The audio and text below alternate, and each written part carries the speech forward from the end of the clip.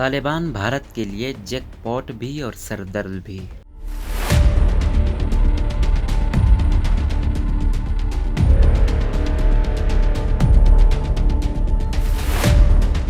افغانستان میں طالبان کی آمد سے بھارت کے مفادات شدید طور پر متاثر ہوئے ہیں، جس کے اثرات بھارت کی سیاست پر تیزی سے پڑے ہیں۔ تاہم سب سے دلچسپ ہے یہاں کے بدلتے سیاسی حالات اور طالبان کے بارے میں رد عمل۔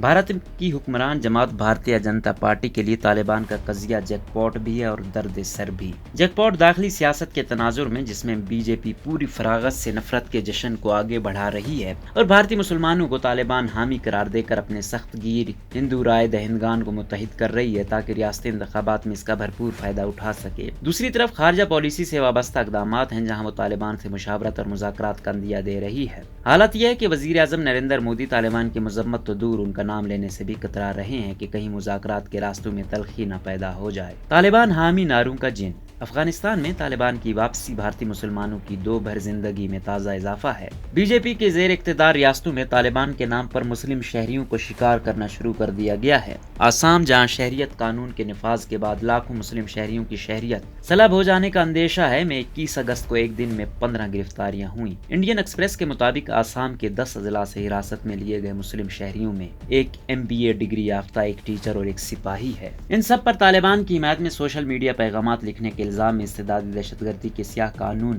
UAPA کے تحت مقدمات درج کیے گئے ہیں، جو بھارت میں سب سے خطرناک جرائم کے لیے استعمال کیے جاتے ہیں۔ بی جے پی کے زیر اقتدار دوسری ریاست مدھیہ پردیش میں 20 اگست کو 6 مسلمان نوجوانوں کو طالبان حامی نعرے لگانے پر ملک سے غداری کے الزام میں گرفتار کیا گیا۔ سب سے زیادہ خوف اتر پردیش میں ہے، جہاں یوگی آدتیہ ناتھ وزیر اعلیٰ ہیں اور اسی ریاست میں آئندہ برس انتخابات ہیں۔ یہاں کے مسلمان شہریوں کے سوشل میڈیا پیغامات پر نظر رکھی جا رہی ہے۔ یہاں سے طالبان کے نام پر مسلمان شہریوں کو ہراساں کرنے کی مسلسل خبریں آ رہی ہیں۔ لکھنؤ سے تعلق رکھنے والے مشہور عالم دین اور مسلم پرسنل بورڈ کے رکن اور سابق ترجمان مولانا خلیل الرحمان سجاد نعمانی بال بچ گئے۔ ان کے طالبان سے متعلق ایک ذاتی بیان کو ملک سے غداری قرار دیا گیا۔ رکن پارلیمنٹ شفیق الرحمان برق پر طالبان کی حمایت کا الزام لگا دیا گیا۔ بی جے پی کے مقامی رہنما مسلسل مسلمان رہنماؤں پر طالبان کی حمایت کے الزامات عائد کر رہے ہیں۔ سوال یہ ہے کہ یہ حالات کیسے پیدا ہو رہے ہیں؟ آلٹ نیوز نامی ایک ویب سائٹ نے فیکٹ فائنڈنگ رپورٹ میں بتایا کہ بھارتی مسلمانوں پر پاکستان حامی نعرے لگانے کے الزامات نئے نہیں ہیں۔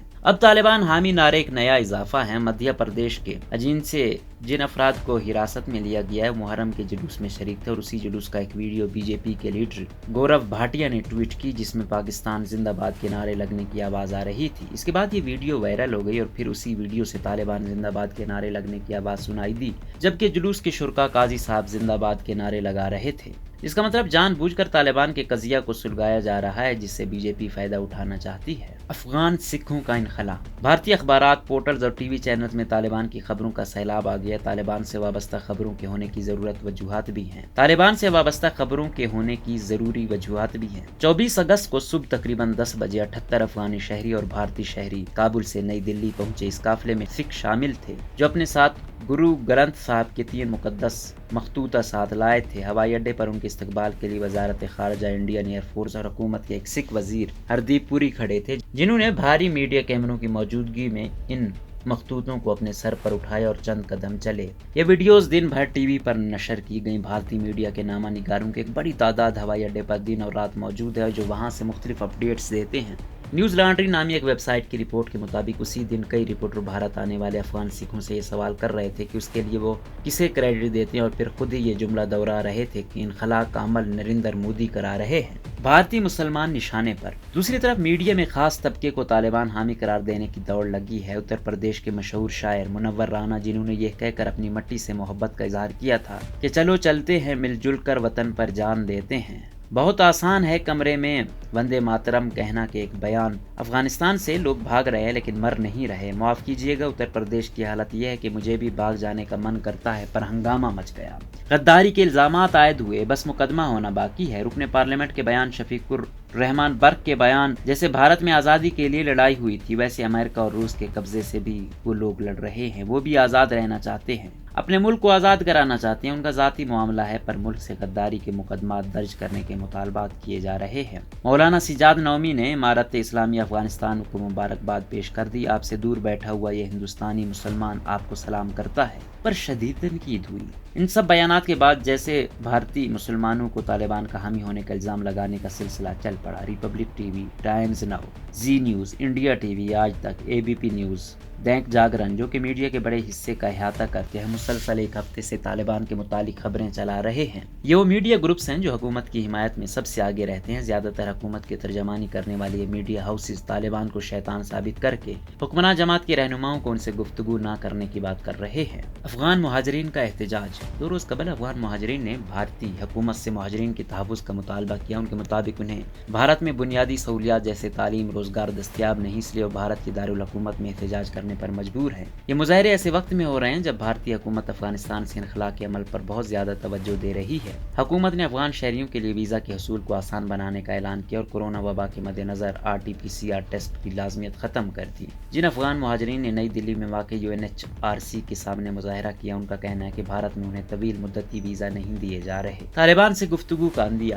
بھارت کی سب سے بڑی حزب اختلاف کی جماعت کانگریس بھارت اور طالبان کے متعلق کوئی بھی موقف واضح کرنے سے گریز کر رہی ہے۔ کانگریس کے قومی ترجمان پون کھیرا کے مطابق ہم طالبان کے متعلق حکومت کا ہاتھ نہیں باندھنا چاہتے، ہمیں تو کہا جا رہا تھا کہ ہم طالبان کے حامی ہیں۔ طالبان کے حامی وہ ہیں جو چھپ چھپ کر دوحہ میں طالبان سے ملے ہیں۔ کانگریس کا کہنا ہے کہ نریندر مودی کی حکومت بہروپیے کا کھیل کھیل رہی ہے، بھارت کے اندر طالبان کے نام پر نفرت کا بازار گرم کر رکھا ہے اور خود طالبان سے خفیہ ملاقات کر رہے ہیں۔ بھارتی وزارت خارجہ پہلے کہہ رہی ہے کہ وہ افغانستان کے تمام حصص داروں سے بات کر رہی ہے۔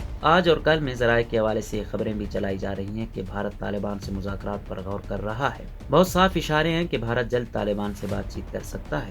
بھارت کے سفارتی حلقوں سے مسلسل یہ بیانات آ رہے ہیں کہ طالبان سے مذاکرات ہونے چاہیے۔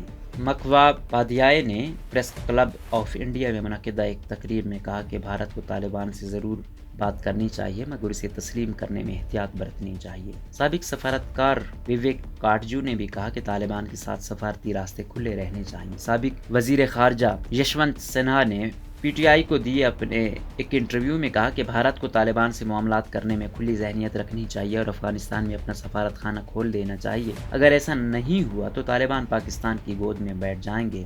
بھارت بات کرے گا۔